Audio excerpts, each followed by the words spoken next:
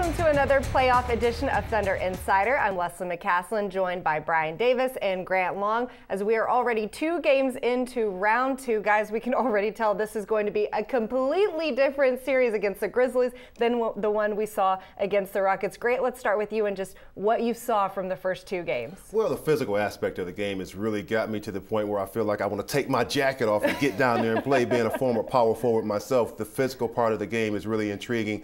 And I'm interested to see how the Thunder react to that and how they continue to move forward in the series. And that I believe they have to really create an upper pace game to create some separation away from all of the physical play, let their athletic ability take over and play in the open court. Out of the other Western Conference series between Golden State and San Antonio, there's a story going around about how after the Warriors lost that 16-point lead, lost in double overtime in Game 1, Steph Curry, who's been very quiet and is only now finding his voice in the locker room in the NBA, followed up the coach's remarks after the game and said, fellas, here's the deal. We're here to win 1 game, and we can still do that. The Thunder goes to Memphis to win 1 game, and we know the Thunder can do that. Absolutely. We know that it begins and ends with that fourth quarter execution. It's going to be so key in these games when it always comes down to the final minutes. We've seen that in Game 1. Oklahoma City outscored the Grizzlies 29-18. In Game 2, it was Memphis's game. They outscored them 30-19 in that fourth quarter. Brian, what does the Thunder need to do better at the end of games, or what did they do in Game 1? Well, what Scott Brooks would tell you is that they've really got to start at the end of the game at the defensive end. He said when you look at the fact that Memphis is one of the lower scoring teams in the league, there's no way that they should have a 30-point fourth quarter, and that was their second 30-point quarter of the ball game. Grant, I want to piggyback on something Russell Westbrook said, that in his absence, the Thunder has, for the most part, played Thunder basketball. Swing ball where assists are up and turnovers are down. Well, but that's why it's critical to score. You can't have empty possessions against a team like the Memphis Grizzlies because there's not going to be a whole lot of extra possessions because they slow the basketball game down. So when you give up balls by turning it over, when you come down and take bad shots, those are empty possessions that you will not recover from, again, because the game is so slow-paced, and they're not going to get in the upper hundreds, this Memphis team. They want to keep it in the 89 to 91 range, and if you can keep it to that area for them, they're going to have success. So turning the ball over, limiting or having those empty possessions will definitely hurt you in the fourth quarter. Well, 2 things that come to mind when you think about this series is defense and physical. You touched on how physical both of these games have been already.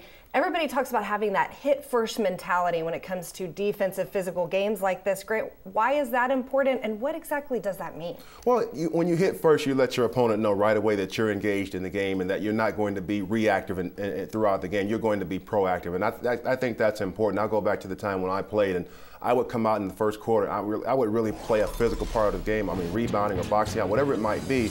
You would have a guy to turn to you and tell you, okay, so it's going to be that kind of night. And I would say, yeah, it's going to be that kind of night. But that lets him know that he's going to be in for a rough and tumble physical play all night long. And when you have that understanding, then it's a matter of going out and continuing that with some consistency. Well, there's a reason that Memphis is shot about 40% in the second half of the first 2 games, because of that physical aspect of play that really in Game 2 gave the Thunder a chance to pull the thing out. The other thing, too, is at the offensive end, if Kevin Martin, for instance, waits for his man to set a proper screen and then sets it up so that his guy can get a pop on the defender, then Kevin comes off that screen, he gets a better pass and he gets a better shot and better rhythm for him in terms of the way that he likes to catch the ball and shoot it. Well, I don't know about you, Brian, but I don't think I would have wanted to play against Grant when I was on the No, court. I still don't want to play against Grant. Little intimidating. Ahead on Thunder Insider.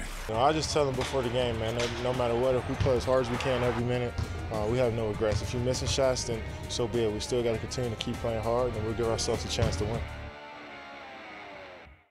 Welcome back to Thunder Insider. Grant Long and I now joined by Nick Gallo from Thunder.nba.com as we continue to break down the second round, talking about some of the little things that mean a lot in this series. One of those is when the Thunder goes small and Memphis stays big. There's obvious advantages and disadvantages to this. Let's start with the advantages. Obviously on offense, when you've got Zach Randolph on Thabo Sefolosha, the Thunder has an advantage there. Well, in that Game 2, one of the most fascinating parts of that whole game was in that late third quarter when the Thunder went small, and they were able to get multiple three-point attempts. Derek Fisher knocked down a couple, and Kevin Durant was really able to kind of slice and dice his way into the lane because the Thunder was able to spread the floor against a Grizzlies team that was much bigger, a little bit slower, and that gave the Thunder opportunities to get advantage situations, attack the paint, drive, and dish, and that really opened things up for them. Well, two things happened from my perspective. Scott Brooks was able to get Kevin Durant some rest in Game 2, and he put that group on the floor that obviously didn't include Kevin Durant. When they have that group, it promotes good ball movement. You're going to have 5 guys on the floor slicing, cutting, passing the basketball around the perimeter. It's going to generate some good open shots. That's an advantage for the Thunder against the Memphis team that likes to go big. Now you add Kevin Durant to that mix of a smaller group of players. All of a sudden now, defensive attention-wise, he's going to garnish all of that attention. Everybody's going to be focused on him. That's going to reveal open shots for Thabo Sefolosha, who has got to somehow get his jump shot working in this series, but also Derek Fisher, who's been playing spectacular, and Kevin Martin will also get open shots based on the fact that Durant's on the floor. The thing that makes Scott Brooks laugh, too, is that even though the Thunder's going small, Kevin Durant's a solid 6'10", if not maybe an inch taller. So it's really not that small. Kevin's one of the tallest guys on the team, and he's just so versatile that it makes things pretty difficult for opponents. But the obvious disadvantage is when you have Marc Gasol and Zach Randolph still on the court and you go small, they're harder to defend. Yeah, but then somebody has to come out and guard Kevin Durant when he's at the power forward position. And then you go back 2 games, 15 rebounds in the first game for Durant, 15 defensive rebounds, and then 11 in Game 2. So he understands when he's playing in that front line position that he has to get back and help on the glass, and he's done a tremendous job. As you said, there are some challenges, though, when they have Marc Gasol and Zach Randolph on the floor at the same time. And that's why that section of that game was so fascinating, because it was almost like neither team was stopping the other at that point in time. So it'll be up to both teams to try to adjust in those situations and find ways to kind of impose their will when one team goes big and one goes small. Well, it's stating the obvious that Kevin Durant has been phenomenal already this series, this entire playoffs, but not only scoring, when he's running the point, his assist number, 6 in the first game, 9 in the second game. What have you seen from him as far as running the point? He's just a playmaker, and Coach Brooks has complete trust in him to bring the ball up court, get the Thunder into sets, create for himself and for others. And he's just doing a great job of handling the ball, trying to not turn it over, get guys the ball into spots. But as we know, Kevin, nothing is good enough for him. He said after Game 2 he can do a better job. You mentioned being a playmaker. First of all, the first ingredient to being a playmaker is that you have to be able to make good decisions with the basketball, and we've certainly seen Kevin Durant rise to the occasion when it comes to that. Also, I think he's alleviating a lot of pressure from everybody else when he handles the basketball, and that's something as a premier player in this league you have to understand. The makeup of your team, the character of your team. So he handles the ball a lot, takes it out of Reggie's hands when they're just going to execute in the half court. If they're going to push the tempo of the game, Reggie Jackson more than likely will have the basketball in his hand.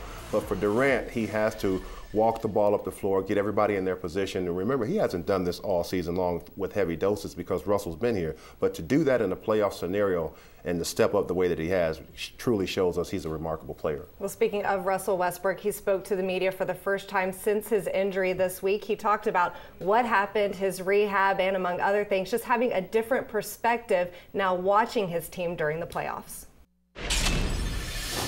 We just talk about, the game, about different things, how, he can help, change the game, helping us moving forward, talking about, what I can do to help the team and help him out, or find a way where we can both contribute. I want to compete. I love playing.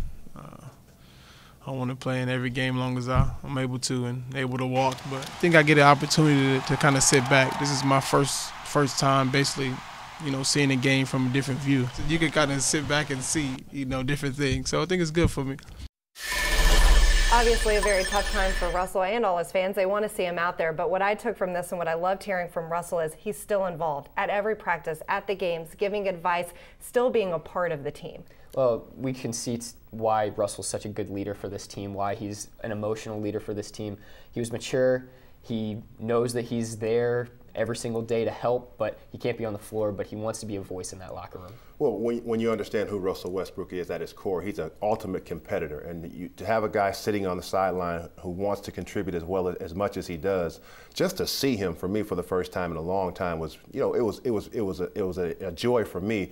but to understand also that he recognizes that from his position, he can also somehow help the team through what his vision is when he's watching the game, and has an input, has a voice in the locker room, even though he's not on the floor. No doubt that means a lot to his teammates, too. Well, speaking of the players, let's hear from them and head coach Scott Brooks on what they think they need to do to get better going into Game 3. Our game consists of playing physical, playing hard, playing together, and we have to do that for 48 minutes. We had an understanding of how we wanted to defend the Grizzlies. You know, we still could do a better job in a lot of areas defensively, but we felt like our game plan was solid. We just have to be better, you know, in terms of, you know, really impacting the ball more in screen roll situations. We want to guard all positions. We want to guard all parts of the floor, and then when we're really good, we do it at a high level every possession, and that's hard to do against good teams, but we have to do that. Keep on helping our bigs with them, you know, Perk, Serge, and Nick boxing out, Zach and Mark, and the guards coming down and helping them rebound. They're still a confident team, and you know we're a confident team, so it's going to be a pretty good series. You know, we got players that have been playing together for a long time, veteran guys that know how to play. So we need everybody to step up, speak up, and do their job. You know, I just tell them before the game, man, no matter what, if we play as hard as we can every minute, we have no regrets. If you're missing shots, then so be it. We still got to continue to keep playing hard, and we'll give ourselves a chance to win.